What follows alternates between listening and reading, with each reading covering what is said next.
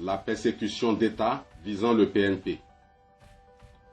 Le Togo et le monde entier sont, encore une fois, témoins de la barbarie du régime qui use de la force brutale, de la violence gratuite et inouïe pour étouffer le peuple togolais dans sa quête pacifique et légitime de liberté en vue de la première alternance politique au sommet de l'État.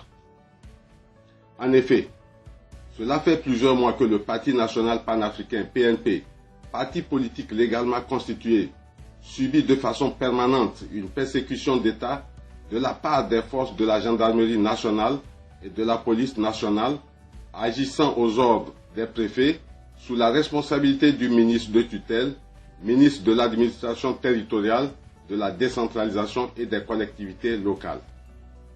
La stratégie du pouvoir visant à faire disparaître le PNP du paysage politique togolais consiste à décapiter le parti et à empêcher par la violence ses activités, notamment les réunions hebdomadaires qu'il organise sur l'ensemble du territoire national.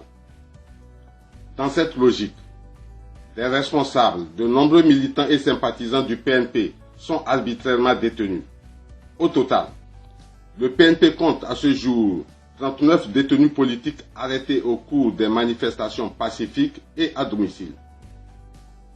Même libérés pour avoir purgé leur peine, plusieurs dizaines de militants du PNP sont assujettis à un contrôle judiciaire. En ce sens, ils sont tenus de se présenter chaque mois aux juges de Lomé, Sokodé et Kara. À chaque visite, le juge ne manque jamais de conseiller aux anciens détenus de quitter le PNP pour avoir la tranquillité et la paix. Dans la même logique, le siège national du PNP à Lomé fut incendié nuitamment, le siège du PNP à Sokodé fut vandalisé avant même la fin des travaux d'aménagement, le maire de la commune de Tchévié utilisa la stratégie de taxe contre le siège du PNP dans la commune. Des menaces d'étouffement économique, d'arrestation et même de mort sont préférées contre des propriétaires immobiliers dès qu'ils engagent une discussion portant sur la cession gratuite ou la location de leur immeuble au Parti national panafricain. Cela se vérifie notamment à Dapaon, Sokodé, Kalimé, Agné, Atatame, Kévé, Tchévié, Adidogome, Lomé, etc. Depuis plusieurs mois, de façon régulière, chaque week-end, la police nationale et les forces de la gendarmerie nationale, après des coups de fil faits de menaces de tout genre aux responsables locaux la veille, prennent d'assaut les réunions hebdomadaires organisées par le parti sur l'ensemble du territoire national. Une fois sur place, les forces de police et de la gendarmerie dispersent les citoyens avec une violence extrême en usant de gaz lacrymogène. Elles cassent les chaises, les motos et emportent le matériel tel que les haut-parleurs. Il leur arrive aussi, comme à Logopé, un quartier de Lomé, d'emporter les motos. Cette violence d'État a encore atteint son paroxysme ces 2 derniers week-ends lorsque les forces de l'ordre et de sécurité lourdement armées ont envahi les lieux de réunion hebdomadaires du Parti national panafricain PNP à Yelivo, Sokodé, Paratao, Dapaon, Kadambara, Dar es Salaam, un quartier de Lomé. Les dégâts matériels sont énormes. Les forces de l'ordre et de sécurité qui exécutent ces actes soutiennent toujours. Ce n'est pas de notre faute. L'ordre vient d'en haut. Le PNP tient à leur rappeler que des agents en service qui exécutent des ordres manifestement illégaux ne sont pas moins responsables que ceux qui donnent ces ordres. En clair, l'exécutant d'un ordre manifestement illégal est également responsable que l'auteur de cet ordre. Le Parti national panafricain PNP proteste et condamne avec la dernière rigueur la persécution d'État dont il est victime, à travers le harcèlement de ses responsables nationaux, ses responsables locaux, ses militants et sympathisants sur l'ensemble du territoire national. Le Parti national panafricain PNP exige l'arrêt immédiat des violences des forces de police et de la gendarmerie contre les réunions hebdomadaires organisées par un parti politique légalement constitué pour la formation et l'information des citoyens, un devoir constitutionnel de tout parti politique. Le PNP prend à témoin l'opinion nationale et internationale sur la volonté manifeste du régime cinquantenaire de s'opposer par tous les moyens à l'alternance et à la démocratie au Togo, en s'attaquant de façon répétée et soutenue aux libertés fondamentales et aux droits de l'homme. Le PNP, tout en attirant l'attention de l'opinion sur le harcèlement politico-militaro-judiciaire dont il est victime, réaffirme l'engagement et la détermination du peuple togolais à continuer la lutte pacifique pour l'alternance au sommet de l'État et la démocratie dans notre pays, le Togo. Le PNP invite le peuple togolais tout entier à rester toujours mobilisé afin de se débarrasser du régime de ses malheurs. Lomé, le 6 août 2019, le secrétaire général, Dr Sama Kossi. Vous êtes le président du PNP. Depuis samedi, le PNP est sur toutes les lèvres depuis la manifestation de samedi. Aujourd'hui, le PNP avec la coalition CAP 2015 ont appelé les Togolais à une journée ville morte. À la mi-journée, quel est le but?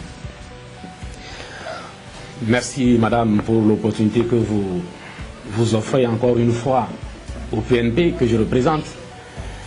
Depuis ce matin, nous suivons la situation de très près et j'ai demandé à des collaborateurs d'aller voir sur le terrain. J'ai reçu des images aussi authentifiées, comme quoi les prières ont été respectées et à l'église et dans les mosquées. Et nous remarquons qu'au marché de Lomé, ce n'est pas la bousculade. Et dans les rues de la ville de Lomé, c'est la même chose. Une satisfaction totale en fait. Alors, à la mi-journée, vous êtes satisfait. Est-ce que la manifestation se poursuit ou bien ça s'est arrêté à la mi-journée? Ça, c'est juste la journée de prière et de recueillement. Donc, après cette journée, nous sommes en concertation pour lancer les mouvements. Et cette fois, à plusieurs. Le PNP s'est dessaisi du mouvement, en fait. Et les manifestations tombent aujourd'hui dans ce que je pourrais appeler le domaine public de l'opposition. Et c'est toute l'opposition aujourd'hui dans son ensemble qui va continuer le processus. Et ça, c'est ce que nous attendons en ce moment. Nous sommes en train de discuter. On va être ensemble dans les tout prochains jours. Certains Togolais pensent que vous ne devez pas vous allier avec l'opposition traditionnelle, que ce sera une erreur de votre part. Soit ils vont vous voler la vedette, ou bien soit ils vont émousser l'ardeur des Togolais. Il n'y a pas de vedette à voler. Pour tout ce qui travaille dans l'intérêt du peuple, il n'y a pas de vedette à voler. Pourvu qu'on arrive au résultat. Moi, ce n'est pas la victoire qui m'importe. Pourvu que le peuple togolais arrive à se libérer de la dictature. C'est ce qui est plus important pour nous. Et les contacts que nous avons avec les autres partis de l'opposition ne nous font pas voir qu'il y a un parti, encore moins l'ANC, qui voudrait parler qui voulait nous ravir la vedette. Il n'y a pas de vedette à ravir. C'est le peuple togolais qui doit sortir gagnant de cette lutte. On a l'impression que vous avez été surpris par la mobilisation de la semaine passée. Est-ce le cas? Nous avons travaillé à cette mobilisation. Nous avons mis tout notre poids pour la mobilisation. Et des militants du PNP, des responsables ont circulé pour mobiliser les gens. Mais n'oubliez pas que nous avons lancé les marches dans les villes où le PNP est vraiment assis et où il est capable de mobiliser. Donc c'est pour cela que nous avons retenu les 5 villes du pays. Et à l'extérieur aussi, nous avons fait un travail de fourmi et ça a donné. Oui, le public est sorti, on s'y attendait parce que nous avons fait un travail énorme. Depuis le 19, vous avez disparu. Vous n'étiez pas présent à la conférence de presse avec CAP 2015. Qu'est-ce qui justifie cette action-là de votre part? Vous savez, à la conférence de presse, j'ai envoyé mes collaborateurs, mais je me suis fait un peu discret. Vous savez que le secrétaire général du PNP, le Dr Kossi Sama, a été arrêté et les informations que nous avions n'étaient pas rassurantes. Il fallait quand même que le PNP continue de vivre, de s'exprimer comme je le fais aujourd'hui. Et donc je me suis fait un peu discret et aujourd'hui je crois que tout le monde est au courant de ce qui se passe et on sait de quoi ce régime est capable. Alors vous confirmez les rumeurs selon lesquelles le pouvoir cherche à vous arrêter? Je crains pour ma vie en fait. Je crains pour ma vie. Et pour qui connaît ce régime, ce n'est pas des hallucinations.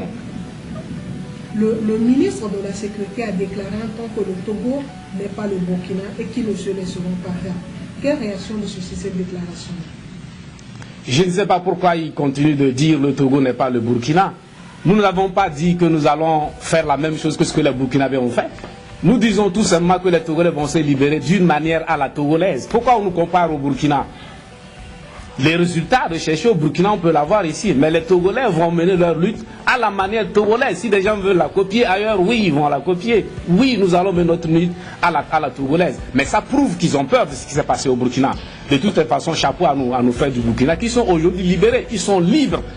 La liberté d'expression est une réalité aujourd'hui au Burkina. La liberté de manifestation est une réalité aujourd'hui au Burkina Faso. Autour de nous, au Burkina Faso, au Ghana et au Bénin. Aujourd'hui, nous en sommes encore à nous battre pour la liberté d'expression. Et c'est dommage. Quand vous dites le retour à la Constitution de 92, pour ceux qui ne sont pas togolais, qu'est-ce que ça sous-entend? Pour le comprendre, il faut reprendre à peu près le processus, l'histoire politique et constitutionnelle du Togo. Nous avons évolué dans un multipartisme qui a été abrégé depuis 1963 par l'assassinat du premier président élu en Afrique. Le premier coup d'État en Afrique qui a fait légion malheureusement. Et nous avons vécu de 1963 à 1990 sous une dictature, dans un système de parti unique. Les Togolais n'en voulaient pas, ils voulaient être libres. Les Togolais connaissent la valeur de la liberté, ils se sont battus. Au sortir de cette lutte dans laquelle beaucoup de Togolais sont tombés, hommes, femmes et enfants, nous avons obtenu la Constitution de 1992, une constitution consensuelle qui pose en fait le constitutionnalisme du pouvoir. C'est-à-dire que par la Constitution de 1992, le pouvoir est limité dans le temps et dans les prérogatives. Mais à partir de 1992, le pouvoir en place par l'intermédiaire du régime, par l'intermédiaire plutôt du parti au pouvoir, le RPT, s'est employé à reviser, à charcuter, j'allais dire, cette constitution, à vider le système du constitutionnalisme. C'est-à-dire que désormais, nous avons une constitution qui ne limite pas le pouvoir dans le temps et dans les prérogatives.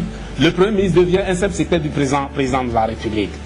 Et pire, au moment où nous avons signé, depuis 2006, les accords politiques globaux qui n'ont pas été mis en œuvre, aujourd'hui, on nous parle de compteur à zéro et on veut rédiger une nouvelle constitution. La révision, les révisions répétées, unilatérales répétées, ne suffisent plus. Il faut qu'on fasse une nouvelle constitution pour fort, une constitution sur mesure. Et cette constitution nous conduit directement dans la monarchie. Nous avons voté pour une république en 1992. Nous ne voulons pas qu'on nous offre une monarchie. Nous n'en voulons pas. Et pire, il y a le député Christophe Tchaou qui dit qu'il faut remettre les compteurs à zéro. Ça veut dire qu'il faut préparer une présidence à vie au fils d'Eyadema, donc fort. Ça, nous ne pouvons pas l'accepter. Aucun Togolais ne peut l'accepter. Hommes, femmes, enfants, comme grands.